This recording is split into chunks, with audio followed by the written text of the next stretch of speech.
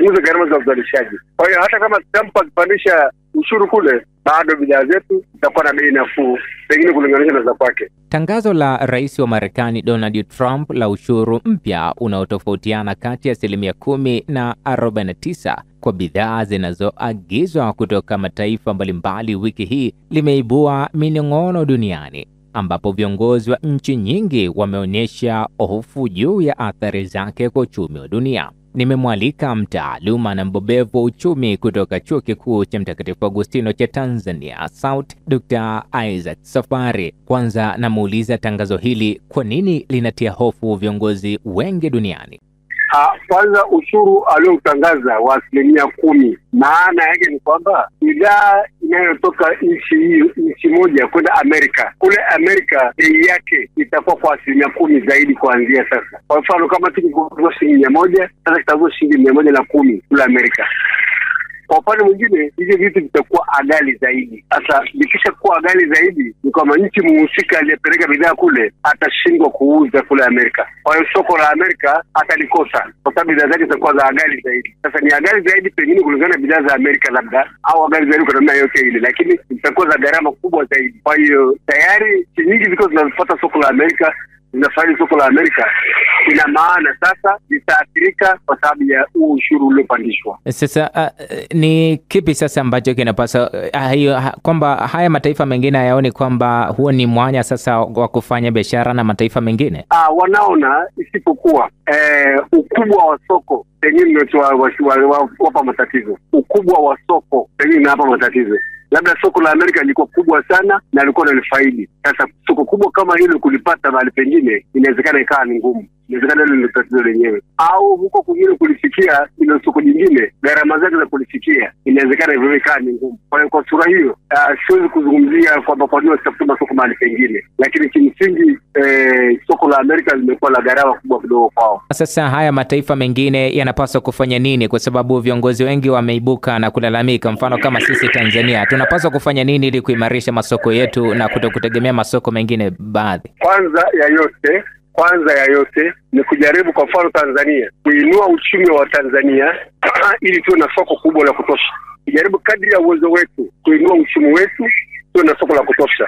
Na hapa kuinua uchumi ni kazi pevu, lakini mojawapo wa Tanzania wawe na income, pato la kutosha la kuwawezesha kununua bidhaa. Lakini la pili, wapende bidhaa za Tanzania. Kwa mfano ndugu yangu, huwezi kuamini, tunazalisha korosho, lakini ni Watanzania wangapi wananunua korosho? Tunazalisha kahawa, ni Watanzania wangapi wananunua kahawa? Kwa hiyo hiyo kidogo ni riski. Tunazalisha vitu ambavyo mara nyingi hatuvitumii, kwa hiyo tunapata matatizo huko nje ya nchi.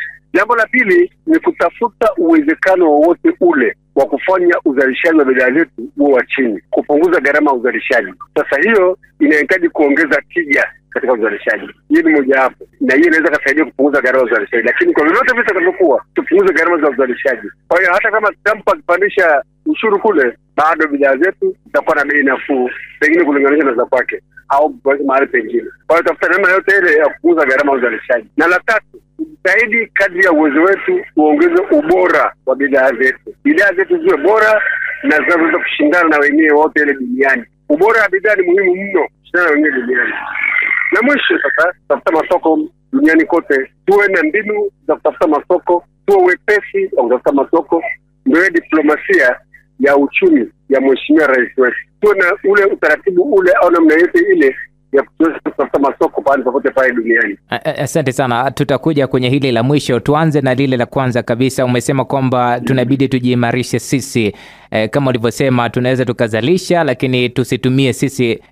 Wangapi wamekuwa wakinunua? Sasa nini ambacho kinapaswa kufanyika kama hivyo havitawezekana?